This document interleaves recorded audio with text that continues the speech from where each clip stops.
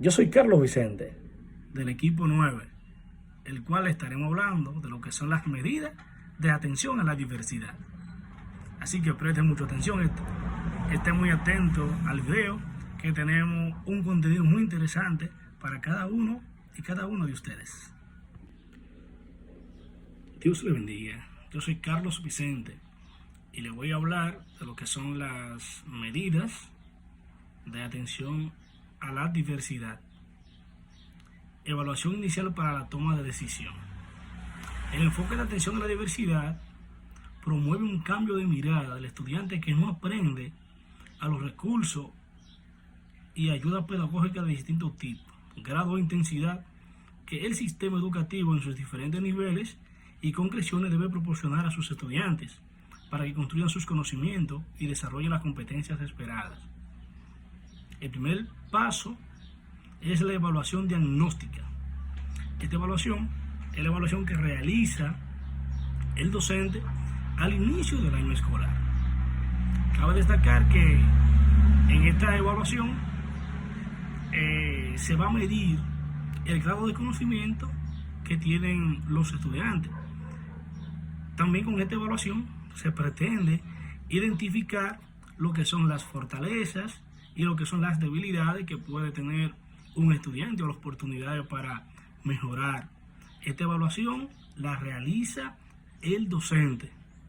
Todo docente debe realizar esta evaluación, ya que si no se realiza, el docente no podrá o no tendrá un documento que le indique el punto de partida. Es importante destacar que esta evaluación debe completar el análisis y la valoración de las condiciones personales que inciden en el aprendizaje de los y las alumnas. Debe medir lo que tiene que ver con el contexto tanto escolar como el contexto también familiar. Es importante tomar en consideración. Bien, es importante destacar en esta evaluación inicial, tomar en consideración lo que es el registro de grado, el cual constituye una herramienta esencial. O sea, el registro de los niveles inicial, primario y secundario es una herramienta fundamental en este proceso, ya que permite visualizar si el alumno ha alcanzado o no el determinado nivel de aprendizaje y cuán lejos está de alcanzarlo, para guiarlo en su desarrollo. Asimismo, se dispone de información sobre los niveles de logro alcanzados por las y las estudiantes del grupo, curso, para planificar e implementar la enseñanza. Es importante decir que el registro que se está utilizando ahora es un registro muy importante, a diferencia del registro de años anteriores. Este registro tiene lo que son los indicadores de logro ya por cada área. Es decir, que si el estudiante no alcanza, ¿verdad?, el conocimiento o la competencia que debe alcanzar, se debe dar la retroalimentación o la nivelación ahí mismo. Es decir, que no se debe dejar para después. El maestro entonces tiene que hacer su planificación integrando esta parte del estudiante que presentó esta debilidad o esta dificultad.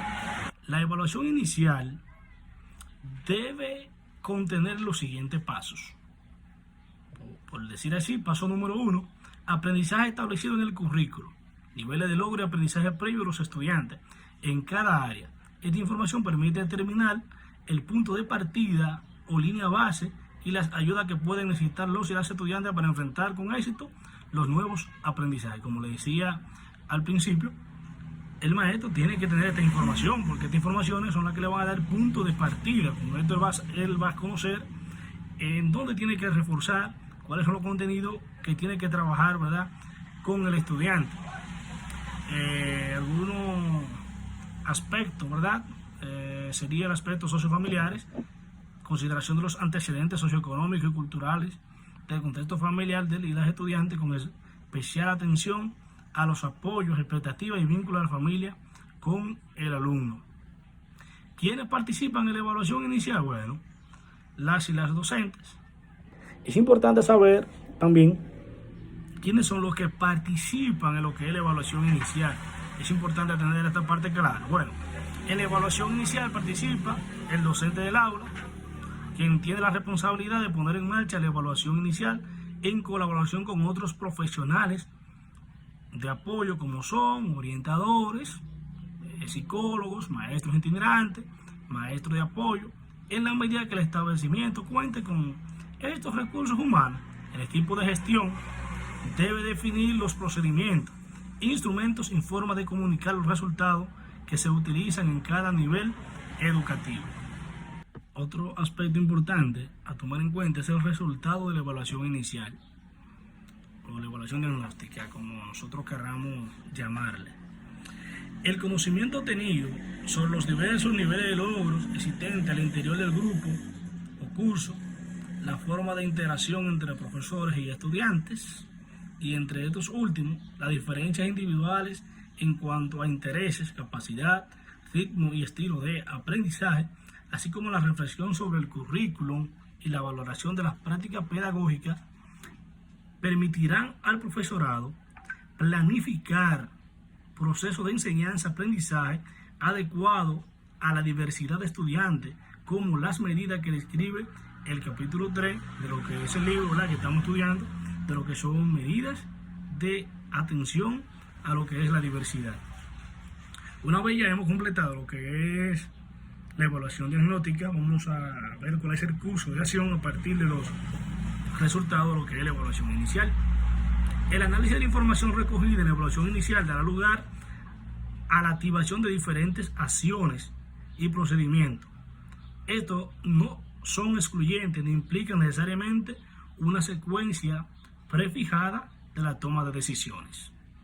Algunas barreras al aprendizaje y la participación presente en los centros educativos y que afecten a determinados estudiantes pueden minimizarse o eliminarse en la medida en que los procesos de enseñanza y aprendizaje consideran sus características y necesidades educativas.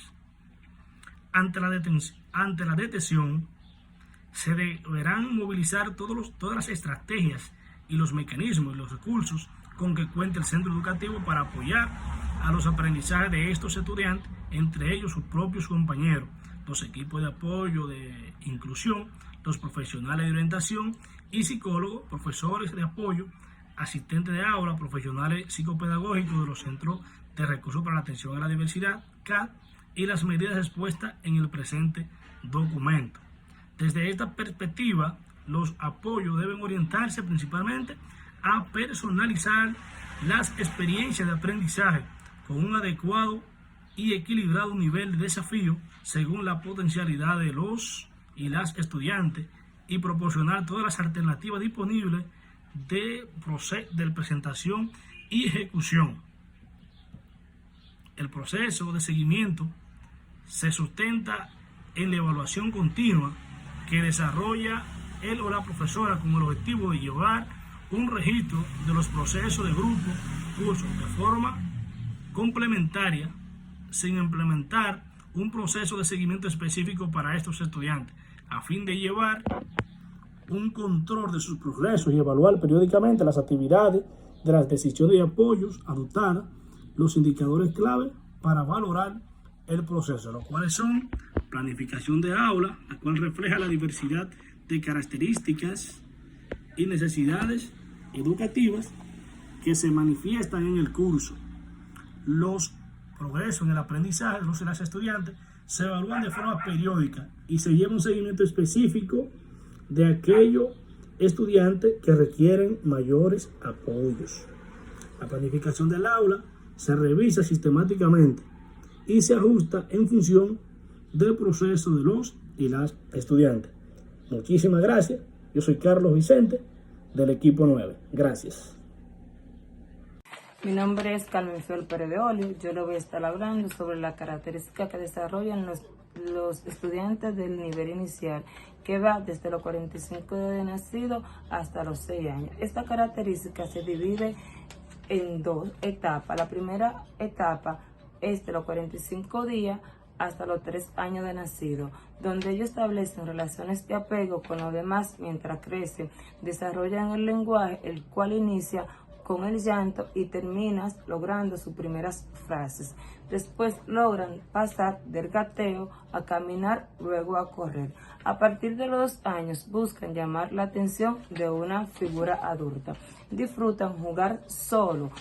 A los 3 años van adquiriendo el movimiento primero de la cabeza hasta los pies. Imitan una figura adulta y desarrollan la imaginación. Mientras que la segunda etapa va de los 3 años hasta los 6. Ahí identifican el sexo, varón o hembra, son más independientes y seguros, colaboran y comparten actividades con los demás, pueden comer solos sin ayuda, identifican emociones y sentimientos. El nivel inicial está organizado en 2 ciclos. El primer ciclo, que va desde el nacimiento hasta los 3 años, donde se le brinda el cuidado que necesita. Establecen un vínculo de amor, afectos con la figura adulta, respetan su propio ritmo, forman hábitos de alimentación sana y higiene, desarrollan el lenguaje, le da la oportunidad de conocer el mundo que los rodea. El segundo ciclo va de los 3 años a los 5.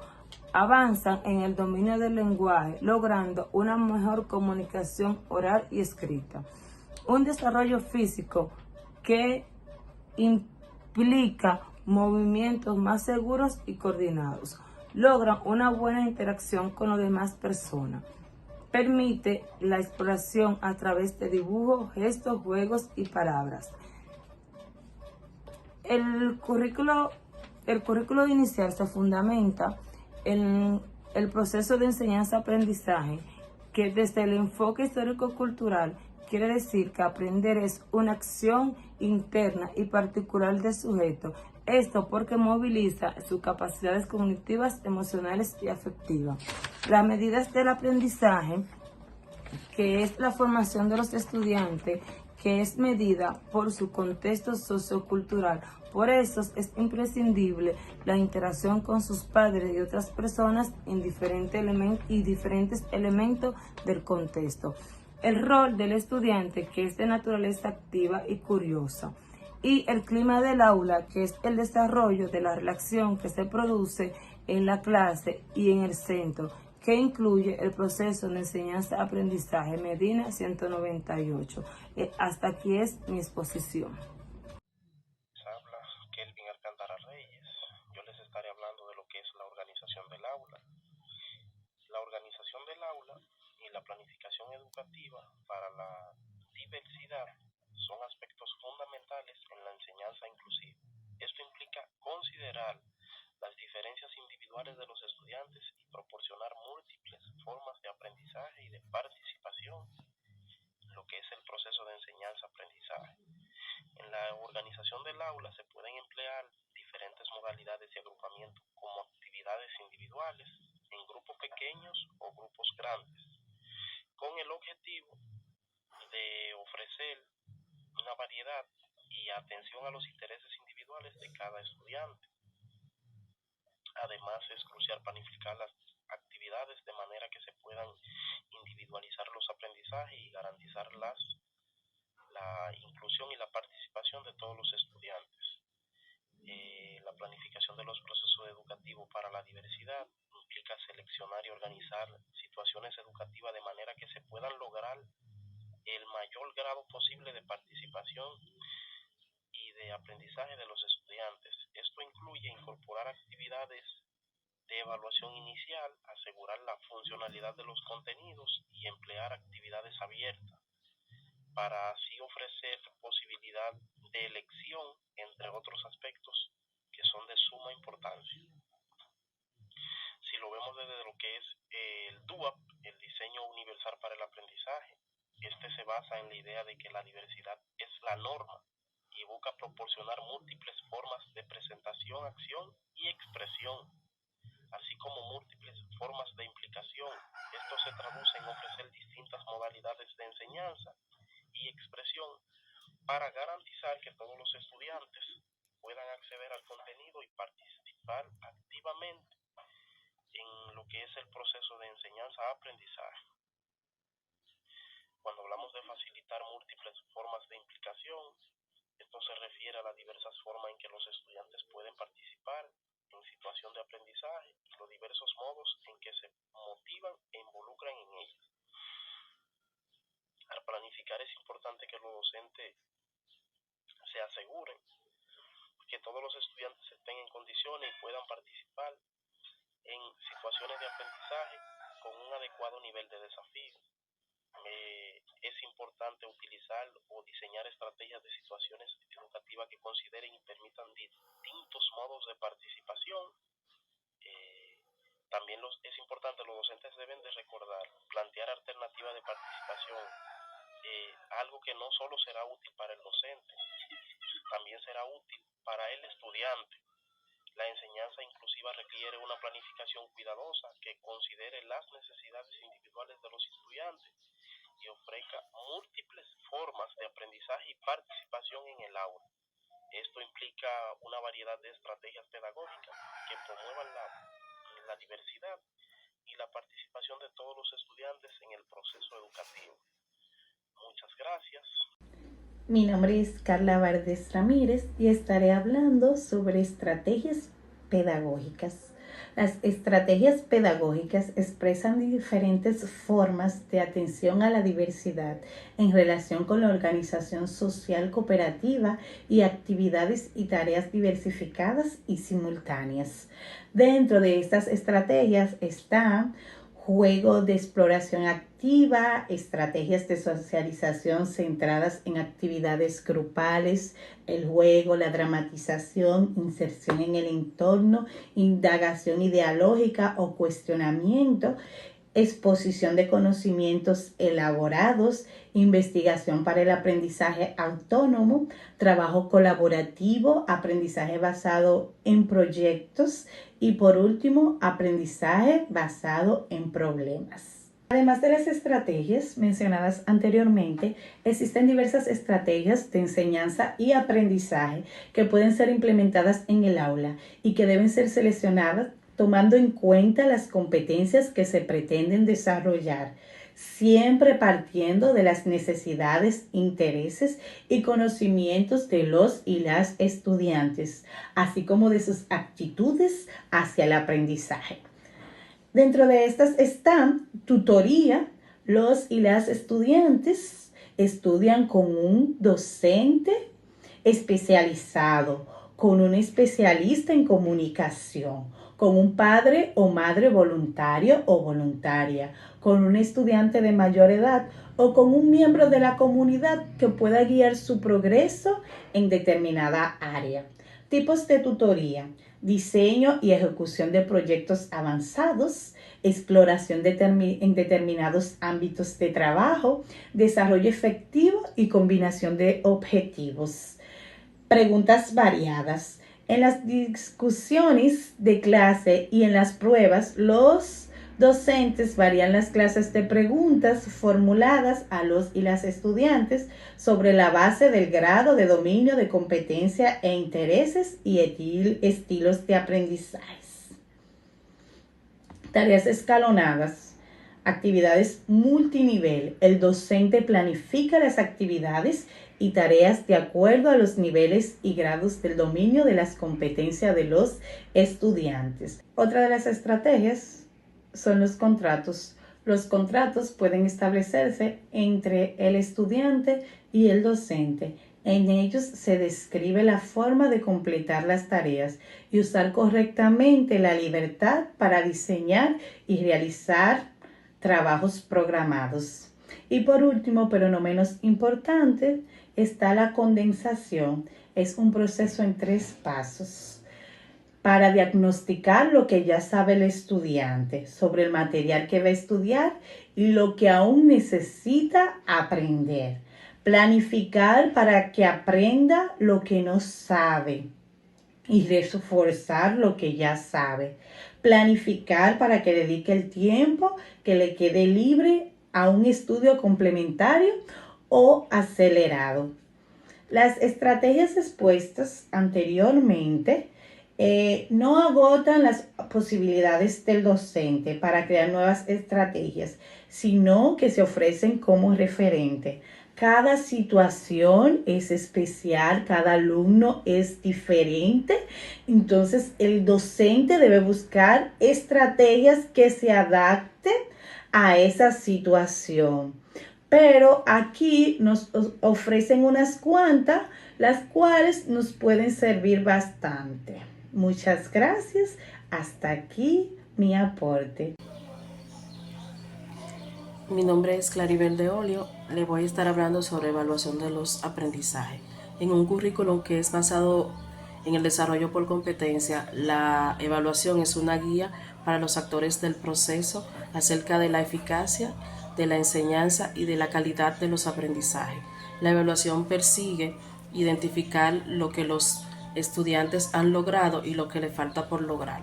La evaluación debe ser coherente con el proceso educativo, es decir, con las situaciones de aprendizaje y las acciones que se desarrollan los y las estudiantes, de modo que puedan servir de retroalimentación y que sean utilizadas en la toma de decisiones de acciones futuras que se vayan a hacer con cada uno de ellos. Esta toma de decisiones conduce a los docentes a la identificación de los apoyos educativos que requieren sus estudiantes.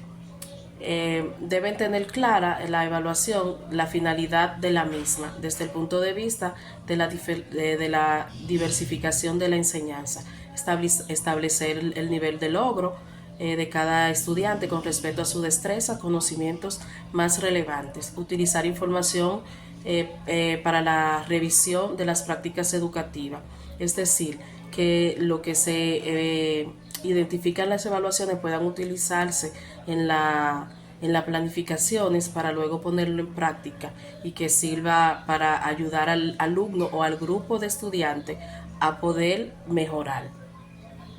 Estas informaciones que se van recaudando a través de la evaluación deben de ser compartidas con la familia y con los docentes involucrados en el proceso, con el fin de proporcionar respuestas y un apoyo eficaz al estudiante o al grupo de estudiantes. Los resultados de evaluación nunca deben usarse para la clasificación de los estudiantes en grupos ni para ser etiquetados. Eso de dividir los grupos en A, B, C o ustedes son misma establezca de forma colaborativa los criterios de evaluación, cómo, cuándo se evalúa y cómo se transmiten sus resultados. Uno de esos criterios debe referirse específicamente al conocimiento de la secuencia de los aprendizajes, de forma que le permita a los y las docentes situar a cada estudiante según su nivel para trabajar al siguiente escalón.